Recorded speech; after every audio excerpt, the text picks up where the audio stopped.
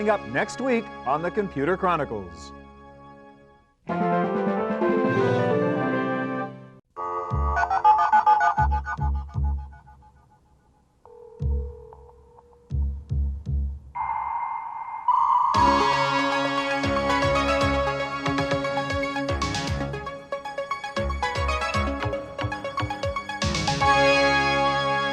This week on the Computer Chronicles, the battle of the browsers. We'll get up close and personal with the new Communicator 4.0 from Netscape. We'll show you the ins and outs of the Internet Explorer 4.0 from Microsoft.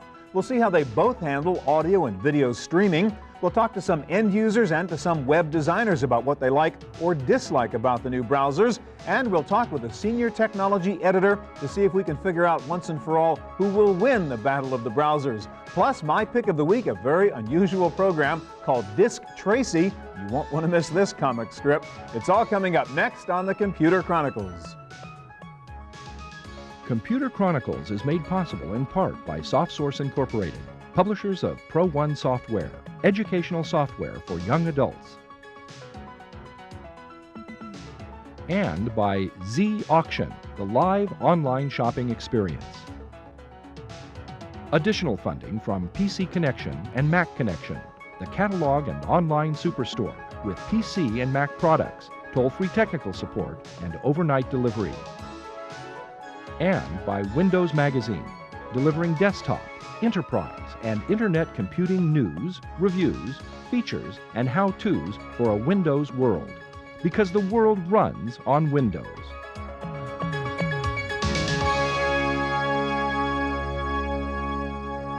Hi, and welcome to the Computer Chronicles. I'm Stewart Cheifet. Well, it all really started with Mosaic, the first graphical user interface for the Internet and the World Wide Web, and then there was Netscape Navigator, then Microsoft's Internet Explorer, and several versions later, it's now a battle between Netscape Communicator 4.0 and Internet Explorer 4.0. Which is the best browser for you? We're going to take a look at both and let you decide for yourself. Here to get us going is Mark Brown. Mark is the author of this brand new big fat book called Using Netscape Communicator 4. And I should mention, Mark, we asked somebody from Netscape to come here and demonstrate Communicator. They declined, so you very kindly offered to do it for them, having spent a year playing with it. Glad to be here. All right, let's start out and give us the sort of basic road tour introduction to what the new interface looks like in Communicator, what these new components are. Well, Communicator is really a step ahead of Netscape Navigator. Navigator had email and newsgroup components to it. That was about it. Communicator is actually a whole suite. If we go up here to the menu, you see that Navigator is still in there. We also have the email and newsgroup programs, but there's an HTML editor. Okay, you had Collabra up there, I saw, which is their sort of discussion group. Right, that's their newsgroup program. And what's the Page Composer? Page Composer is their HTML editor, WYSIWYG editor. There's a conferencing application, there's a calendaring application, IBM Host, Netcaster, which is their push component. So okay, so it really is a suite of a bunch of things. It's Navigator plus all these new things they've put in there. It is. As a matter of fact, they even have a new control taskbar, which is docked right here. We can click on that, and that'll come up. This is like the Microsoft Office navigation taskbar. We can move to the various components of the program, or we can dock it back down in the corner where it's out of the way. All right, so you've got Netscape's homepage up here, and just sort of let's play with it for a while and see how we would do something, browse the web here using it. Well, this is a Communicator information page. Here they actually have a link to a comparison chart which compares the feature of Communicator to Internet Explorer 4. From Netscape's point of view. From Netscape's point of view, exactly. As a matter of fact, if we move forward... So it's sort of a matrix, all the features, what each one has? Right, and they also have, this page is a little interesting. This is their Setting the Record Straight page. And on this page, they actually go down through the points step by step that Microsoft makes on their page and attempt to refute them on a point-by-point basis. So if you really want to get into the battle, you can get inside here and play the game of charges from one side to the other. Exactly. All right, let's talk about using it. I mean, what are the new things that we didn't have in Navigator? Things like, you know, the use of dynamic HTML, JavaScript, and so on. Exactly. There are a few little user interface points like these open-close tabs here, which let you get rid of the toolbars temporarily if you don't want them hanging around. Also, like you say, dynamic HTML is a big element. In fact, if we click over here to Netscape's homepage, page. They've used quite a bit of dynamic HTML in the creation of this home page. They have a little news ticker here from ABC News.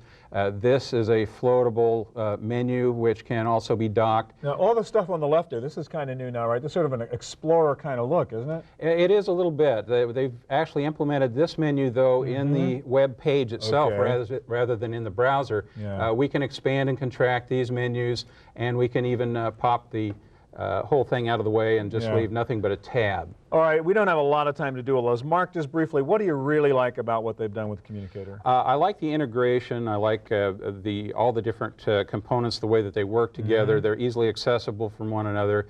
The dynamic HTML implementation, I think, is very smooth, very good. Of course, Microsoft has chosen a slightly different implementation, but they look and feel the same to the end user. Mark, thank you very much. Now, in this corner, the challenger, Microsoft's Internet Explorer 4.0. Is it better than Communicator? Is it the same? Is it really any different? Let's find out. And here to show us the new version of Explorer is Jay Goldstein of Microsoft. Welcome, Jay. Thank you, Stuart. All right, let's get right to it and focus on what's new about the new version of Explorer and get into the interface and the basics of web browsing. Okay, Internet Explorer 4 is designed to give you the web the way you want it. We wanted to make things easier for people. One of the ways we've done this in search, which people find difficult right now. Okay. So I'm going to click on the search button in the browser. All right, so if I want to do a search, I've got a search button now built into the browser. Exactly. You'll see this left side frame opens up, and you can pick from any of the top search engines that are out there. It randomly generates, and this time it happened to come to Alta Vista. And I'm going to do a search, let's say, on travel, something a lot of people are interested in. Okay. So I'll click Submit, and what happens is you'll get the results here on this left side pane. Then you can choose from there which one you want to go to. So let's just try the first one, which is something here called Ego Travel. And I'll click on that, and you'll see it shows up on the right side. And Right. Now, what was the little window opened up immediately? That's something called a tooltip. And what happens is the the websites actually provide some information about themselves, and you can get that information before you click and try and download the page. Okay. So now if you want to check out this page, you can just click back off the search button and check it like a regular web page. And if you say, gee, this is a good site, but not exactly what I'm looking for, click back on the search button. Your results are still here, and now you can go to some other site. Rather than having to worry about going back and forth and downloading those pages. Okay. Now, this is something that we call an Explorer bar, and we've extended this into a lot of other features. One is called History, which keeps track of all the different sites that you've been to over days or weeks or months, however you want to set that up. And that way, when you try and go back to a site that maybe you've been to a couple weeks ago, don't remember the name of it, but you know that you want to get there. So I can really set it up for a month's worth of web movement. That's right, Okay. if you want to do that. We also have extended this to favorites, so when people want to find the favorite sites they want to go to, it's easy for them to get there. Now you can also check out favorites from the menu, which is something that people might prefer because it's traditional. Now we've extended a couple of great features here. One is drag and drop, just like in Win95. Right. So I check out Disney here, maybe I want to put this top of my list, I can just drag it and there it goes. Another great feature that we have in favorites is that you can now get information a lot faster on your favorites. For instance, people tend to go back to their sites over and over, and that's the whole point of favorites. But they want to be able to check out those sites only when there's new information. So what we have now is you can set up your page to download this information. It goes out, checks the site, and there's a little gleam It just there. tells you if something is new. Exactly. That's a cool feature. Let's go into email because I want to make sure we cover all the points. What's different about the email here? Well, email is totally new in Internet Explorer 4, and this is an email program called Outlook Express. You can send web pages to people directly from the internet. So here I'm on a page, I'm going to click on Send Page. An email message will open up with that web page in it. And there are links in there, and when people get that web page in email, you can connect directly to the net. Okay. And so you can just send this to whoever you want. You got something cool called stationaries here, too. That's right. Stationery allows you to send really rich interactive mail. So I'm going to click here on a holiday letter. Getting close to Christmas time, you might want to send Christmas cards. Now you can do it in email because we provide that technology. And as you can see very quickly, Outlook Express is designed to be very elegant, very easy to view. We have something here called the preview pane. The preview pane allows you to see those mail messages before you open them up to decide if you want to see it. It's here if someone sends you a web page, as well it also works with text-based messages. All right, next thing I want you to show me is the channels idea here. You got it. So we'll click here on the channels button. You'll see we extended the Explorer bar metaphor here as well. And what the idea of channels is that you can have a really rich, dynamic experience on the internet. There are thousands of channels that are available, and we've shipped with 35 of the top websites. All right, so that's a predetermined collection of stuff in different topic areas. It is predetermined, but you can customize it so you can add or subtract anyone that you want. So let's go to a channel. What would that look like? Sure. Well, we've launched with lots of great ones like Wall Street Journal, New York Times. And I'll show you the Warner Brothers one because they've actually done a very nice job here. So I'm going to click on the channels button so you can come onto the full screen. And you'll see the information will now load, and you'll see this really rich information that they provide. And in fact, we have something called a full screen feature. I'll click on that, and it lets the entire web screen be taken over by the channel. All right, so again, lots more multimedia emphasis, a richer kind of user experience here. Exactly. And here's some of the fun that Warner Brothers has on their site. You'll see as I drag my mouse over these things. So we don't have time to watch the whole cartoon. Okay. Very well done. Thank you, Jay. Okay. All right. Well, so far we've heard from two experts on the two different browsers. Next, we thought we would talk to two big-time net users to see what they like or dislike about each of the new browsers from Netscape and Microsoft. Megan Colrin is a senior at Stanford University. She has barely enough time in the day to complete her coursework, prepare for exams, and apply to law school. But Megan has an assistant to remind her of when to file papers and how to prepare for exams. It comes to her through the Kaplan Educational Center's website using Microsoft push channels. You know, I'm really busy writing my thesis, taking, midterms, working my job here, so that I don't have time to go to the library and sit down in front of a computer for hours just going through all the different web pages. It's so nice to have information that's tailored to me available at the push of a button. The Kaplan Edge provides Megan with several categories of information that is specific to law schools. Kaplan decided to use Microsoft's Internet Explorer instead of Netscape because of the browser's push channels and its interactive abilities. One great thing that Internet Explorer offers is some terrific linkages with some other Windows technology. So there's great visual transitions you can do. They have a connection with their agent technology for speech, and we've been able to use these to make a very lively looking, beautiful channel. And in particular, we've implemented flashcards, which can appear on your screen, and they can even be spoken by one of the agent characters. The word is great. It means to scroll partially. While Kaplan is an active channel partner with Microsoft, the company plans to offer Netscape communicator channels as well. Mac Addict magazine is another company trying to balance their own browser preference with their customers' demands. Mac Addict chose Netscape for their Mac website. Primarily, it's performance, and that sounds a little weird when you're sitting on a T1 line, but it's still, if you can get a 5-second difference in, in the speed of rendering a page between one browser and another, it makes a definite improvement in your quality of life. My browser of choice actually is Netscape Navigator 3. Mac Addict has a special interest in Netscape's cross-platform abilities and some reservations about an Explorer programming feature called ActiveX. You point to an ActiveX control which has been compiled for a specific processor, whether it's Pentium or PowerPC, and there is no provision to divert you to a different executable depending on your platform. So if somebody puts an ActiveX control in their web page, odds massively, 90%, is that they're going to link to the Windows version of that.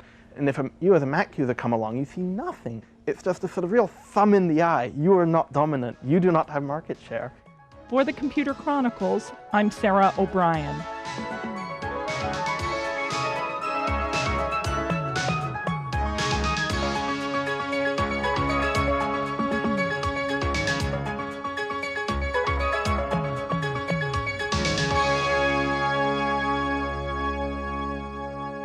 Well, no matter which browser you end up using, you're still going to have to deal with multimedia issues and audio or video streaming. How do these two browsers handle streaming? To find the answer to that question, we've invited Philip Rosedale of Real Networks to join us. And you guys, of course, do real audio and real video and so on. Is it any easier to do this darn streaming stuff with IE4 and with Communicator 4?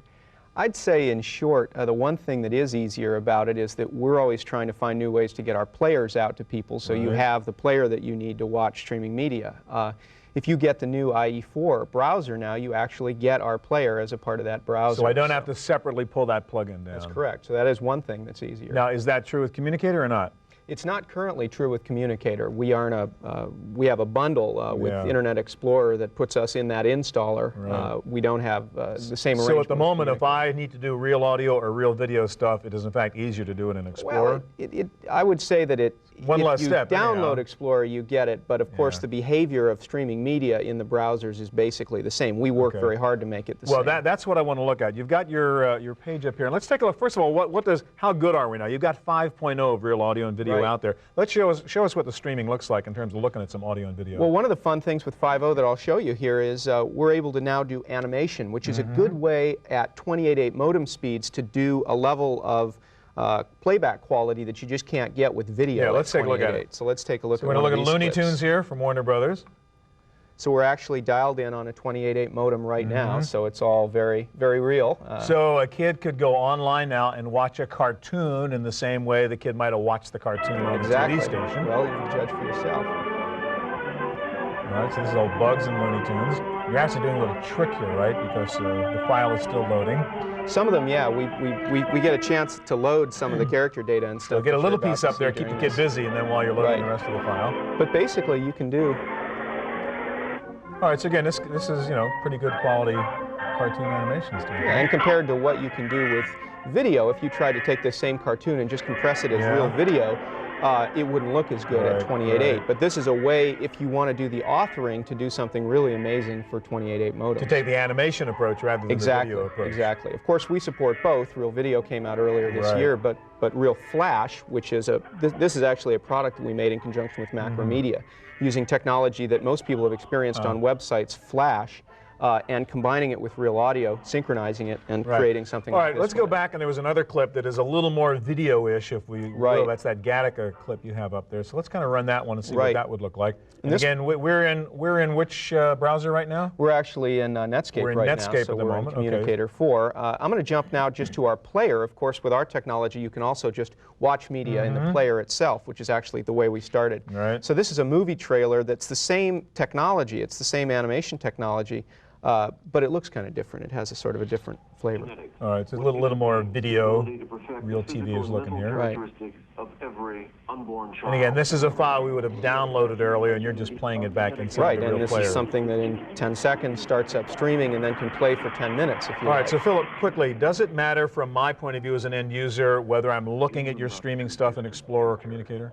It really doesn't matter as an end user. We work very hard to make sure that regardless of what system you're coming in on, you have the same experience. Quickly, does it matter as a designer which environment I'm developing in? It does not matter.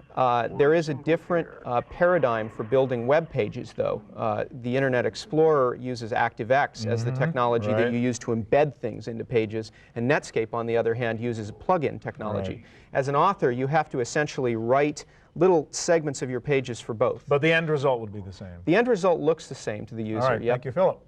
Well, there are two sides to a browser, the client side and the server side. And so far, we've been focusing on the client or end user's perspective. But what do web designers think about Communicator and Explorer? We visited one big web design company to find out. Construct is a web design company in San Francisco that promotes functional design, from simple flat interfaces to three-dimensional worlds. The company has worked with both Netscape and Microsoft. Browsers are our publishing medium, as it were. They're our machine. So when other people write to a piece to Win95 or to Macintosh, we write to a browser. Construct has built active Lively web pages for Travelocity's airline booking service and Netscape's Channel Finder. The animated features of both came from a recent advance in web programming called dynamic HTML. I personally think that dynamic HTML is a very fundamental difference from what you've seen before. And a lot of that's due to the competition between Microsoft and Netscape, a lot of the movement there.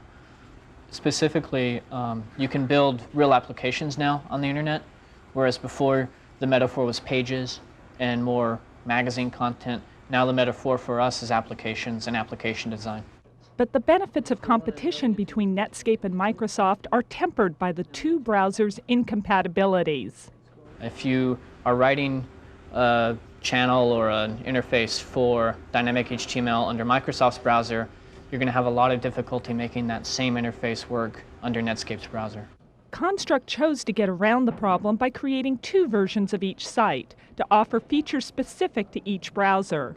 Their design for Microsoft's VRML site, for example, makes use of Internet Explorer's integrated 3D browser. It is an example of designing the interface around the content. The content has a better interface, and so it's more accessible to the user in a way that it hasn't been before. So now instead of scrolling through a long story to get to the bottom of that one piece of information you wanted, now you can say, I'm only interested in the information that's relevant to me. For the Computer Chronicles, I'm Sarah O'Brien.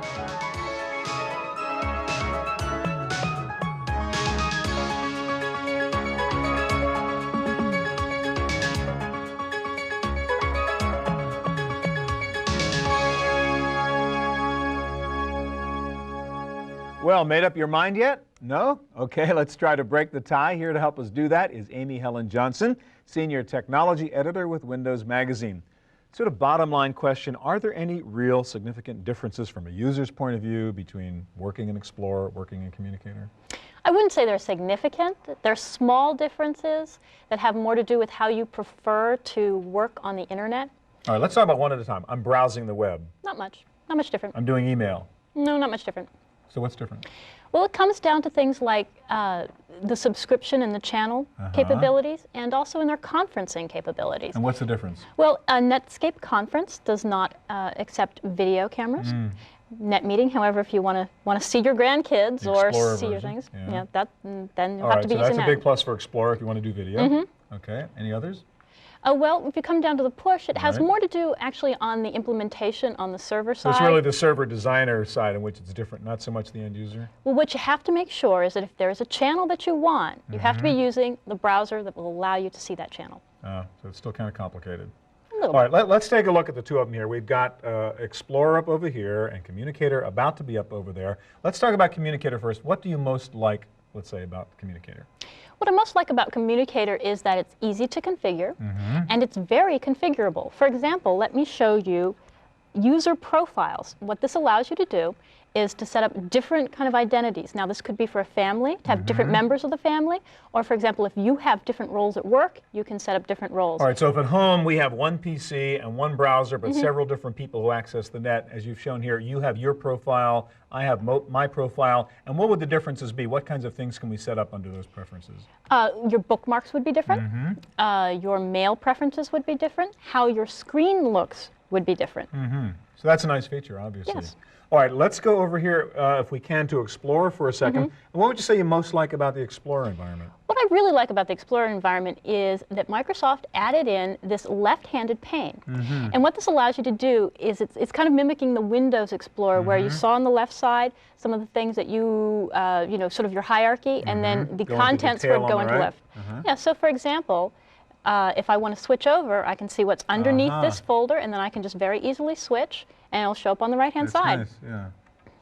Okay, bottom line here, from the multimedia point of view, let me ask you that question first. Is there a difference? We talked about that just a bit before. I would have to agree that there's really not much difference on a multimedia point of view. What is your, I'm going to put you on the spot now. What browser do you use, Senior Technology Editor? Well, I use all of them. That's come the on, big give me thing. the true answer. In my personal use, Navigator 3. Because? Because Navigator 3. Navigator 3. Because it works fast. All right, so it depends on what you want to do. If you want to browse and search and get information quickly, and you don't want all the multimedia junk. No. You would pick Navigator 3. And actually, I surf with images off. I just want to get in there, get my information, and get out. Yeah. So would you say, bottom line, it really depends on how you want to use the web. If you want to do the multimedia, have it all look, fancy, then maybe you need one of the new ones anyhow. But if you just want to get information out there, you're quite happy with Navigator 3. Yes, I am. But the world is that with Win98 coming and IE4, it's all going to be very tightly bundled, right? Yes, it is. They plan to put the browser interface that you see onto Windows 98, and so it would behoove you to get to be familiar with it. Yeah. All right, thanks very much. Well, that's our look at the browser wars. I'll be back in just a moment with my pick of the week.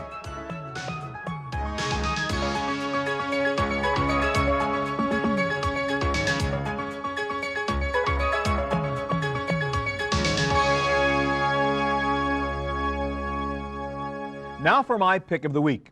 I'm a little bit hesitant to recommend this program because it is basically a spy program. It lets parents spy on their kids, employers spy on their employees, but it is a new and innovative approach to censoring or filtering net content.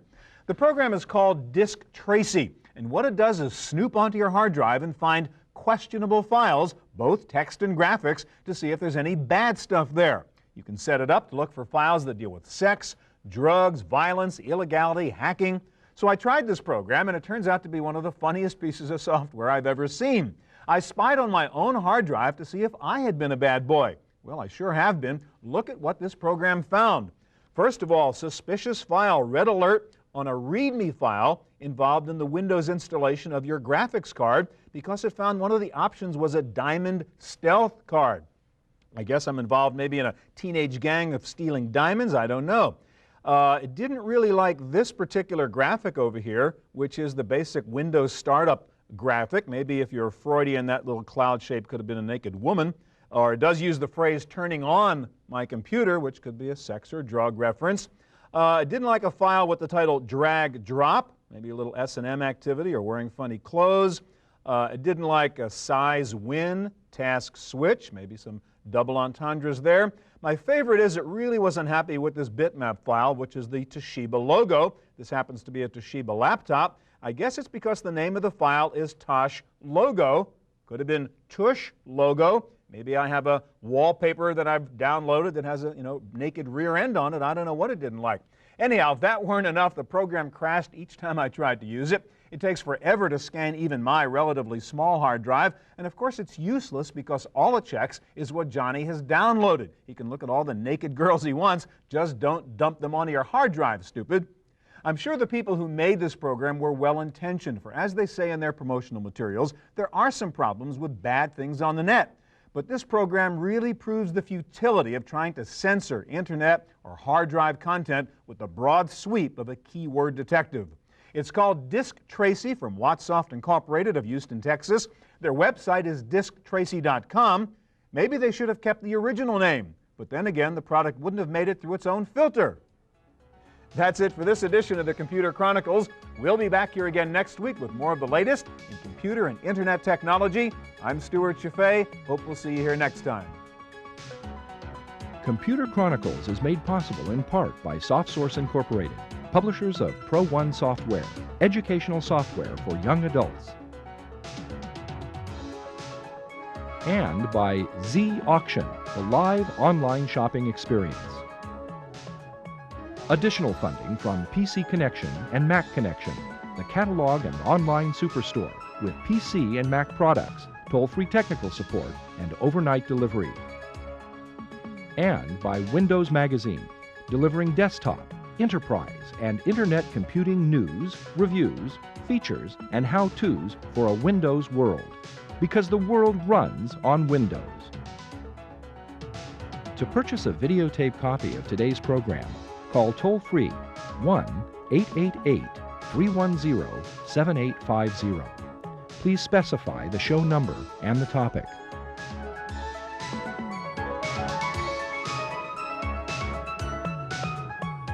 Next week on the Computer Chronicles, our annual Consumers Buying Guide show, the best new computer and high-tech products we can find. We'll show you the totally techie world of young Dilbert, the much-awaited Riven, a new game from Myst creators Rand and Robin Miller, the Geo Fox and Scion Series 5 handheld computers, the fantastic new Atlas Sphere from Odyssey, a new digital camera that records on a floppy, plus the Nokia 9000 communicator that does it all. A great new artificial intelligence game called Galapagos, Critter, a new video cam for the Mac, this cool new mini notebook computer from Mitsubishi, plus much, much more. It's all coming up next week on the Computer Chronicles.